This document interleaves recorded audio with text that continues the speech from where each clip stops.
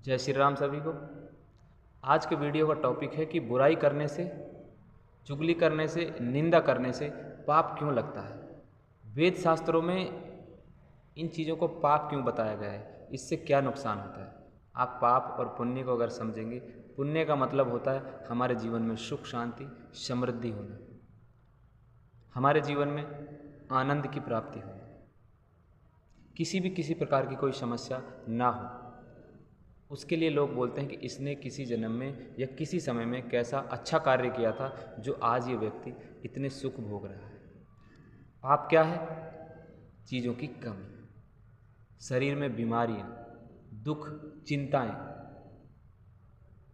हमारे ना व्यापार चलता है, ना स्वास्थ्य अच्छा रहता है, ना ही मस्तिष्क अच्छा काम करता है, पूरा का पूरा सिस्टम बर्बाद हो जाता है। तो कहते हैं कि इसने किसी जन्म में या किसी समय में कोई बुरा कार्य किया होगा, कोई पाप किया होगा, तो इसको ये सब दुख भोगने पड़ रहे हैं। इसका कहीं भी जाता है तो सम्मान नहीं होता, हर जगह इसका अपमान होता है। तो ऐसा क्यों होता है, इस चीज़ को जानने का प्रयास करेंगे। जब हम पाप करते हैं तो पाप नकारात्मक चीज़ों को अपनी ओर खींचता है।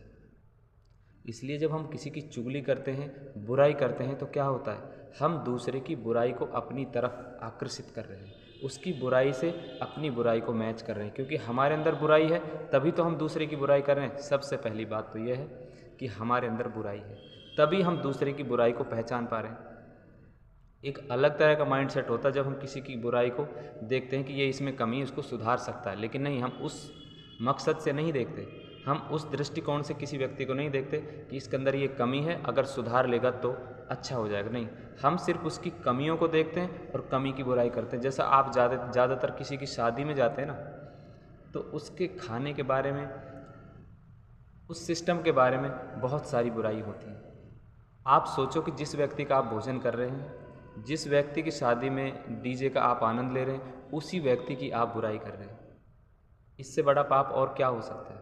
उसमें अच्छा ही देखें, अगर कमी हो रही है तो उस कमी को, उस गलती को ठीक करने का प्रयास करें और उस व्यक्ति को बताएं, ना कि उस व्यक्ति की जो गलती है उसको उजागर करें, सब लोगों के साथ बताएं, उसका अपमान ना करें।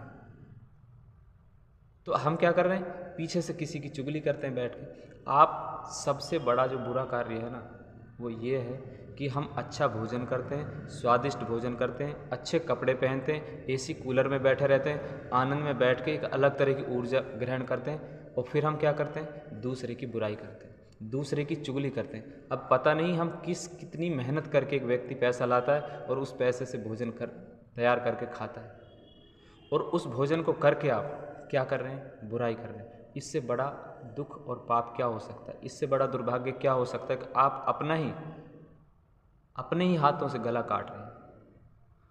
इतनी मेहनत के बावजूद, इतनी मशक्क़त के बावजूद आप पैसा कमाते हैं, और उस पैसे से, भोजन से जो ऊर्जा मिलती है, जो वातावरण मिलता है, जो सुख मिलता है, उसको आप दूसरे की बुराई के लिए दे देते हैं। इससे बुरी बात और क्या हो सकती है। अब इसको और समझते हैं गहराई से।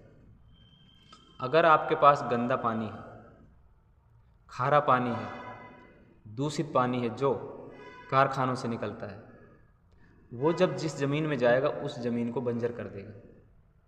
वहीं दूसरी तरफ अच्छा मीठा पानी है, साफ़ शुद्ध पानी है, वो जिस ज़मीन में जाएगा उसको उपजाऊ बनाएगा, उसमें फसल पैदा कर सकता है। तो जो हम बुराई कर रहे हैं वो क्या कर रहे हैं, ये एक तरह का जल है, गंदा जल है। ये हमारे शरीर रूपी ज़मीन को मैला करता है, और जब मैला करेगा तो ये शरीर किसी भी काम का नहीं रहेगा। इसमें बुराइयां पैदा हो जाएंगी, इसमें बीमारियां पैदा हो जाएंगी, हमारा मस्तिष्क खराब होने लगेगा, गलत गलत विचार हमारे पास आने लगेंगे और लोग हमसे दूर जाने लग जाएंगे।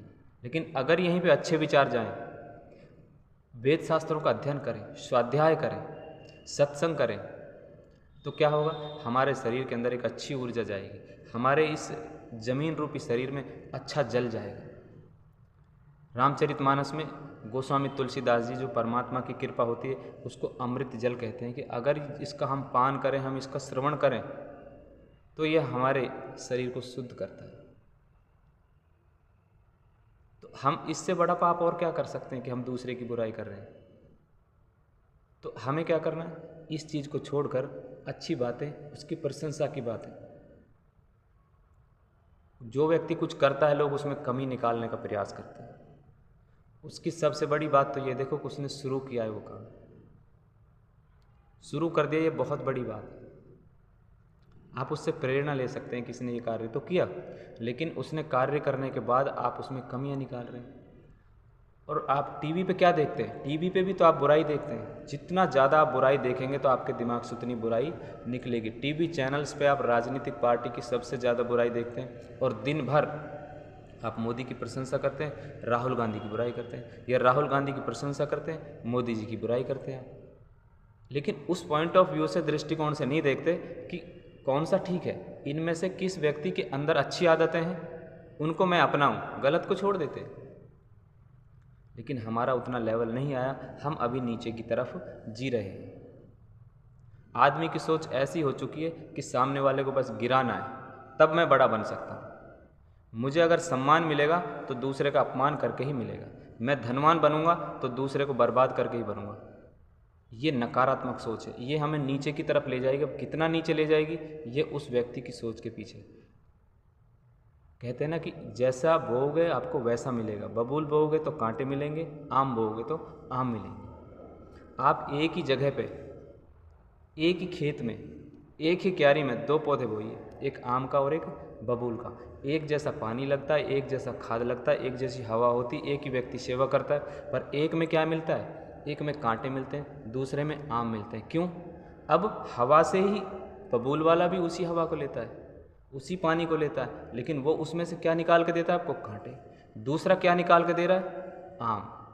उसकी लकड़ियों को भी जब जलाते हैं तो वो भी हवन सामग्री के लिए उस समीदा बन जाती है। तो हम क्या कर रहे हैं? हम इसी प्रकृति से जैसा बीज डाल देंगे, जो विचार हमारे होंगे, जिन चीज़ों को हम बार बार दोहराएंगे, वही हमारा बीज बन जाएगी। अगर आपके दिमाग में एक बार गलत विचार आया, ऐसा नहीं कि वो बीज बन जाएगा।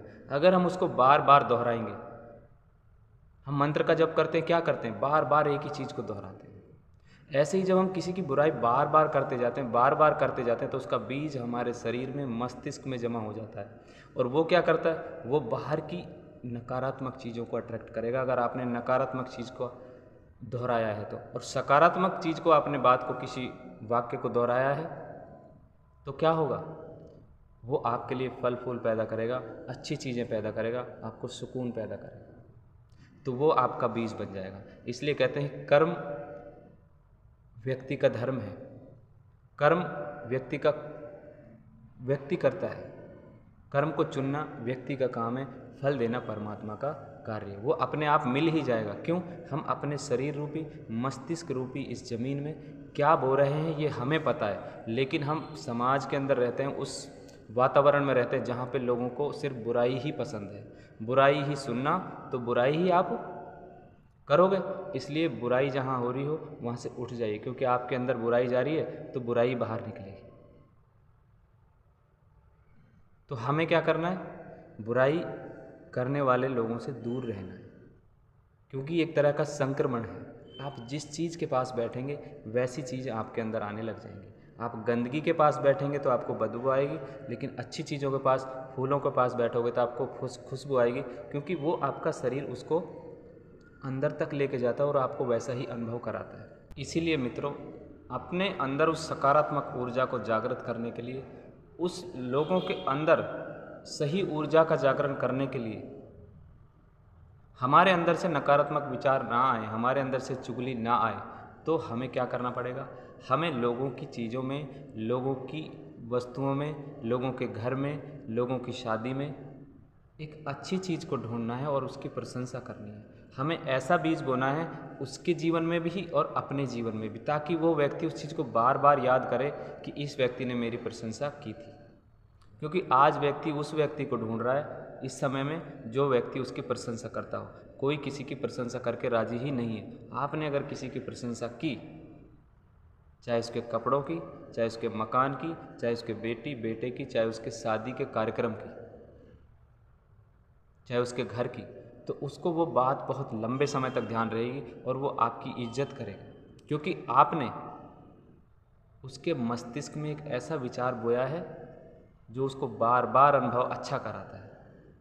तो आप उसके लिए एक प्रेरणा के स्रोत बन गए और आप उसके लिए सम्मानीय व्यक्ति बन गए। अगर आपको सम्मान चाहिए, सम्मानीय व्यक्ति बनना चाहते हो कि हमें हर जगह सम्मान मिले, हमारी लोग इज्जत करें, तो लोगों में अच्छी चीज़ें देखें, ना कि गलत चीज़ें। उनकी बुराइयों पे ध्यान ना दें। हाँ, बुराई भी बता दें कि आपके तरफ से थोड़ा ये मिस्टेक हो रहा है, अगर आप इसको सुधार लें तो और भी अच्छा रहेगा।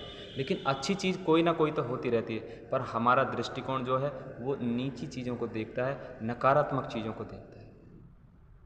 जब आप किसी की प्रशंसा करते हैं तो आप बड़े बन जाते हैं, क्योंकि आप कुछ दे रहे होते हैं। लेकिन बुराई करके आप देते नहीं हैं, आप लेते हैं। क्या? उसके दुखों को लेते हैं, उसकी चिंताओं को लेते हैं, क्योंकि आपने संबंध किससे बनाया है, तार किससे जोड़े हैं।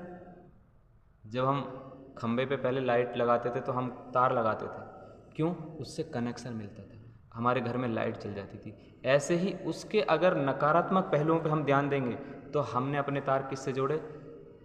नकारात्मक चीज़ों से, चिंताओं से, दुखों से, उसकी बीमारियों से।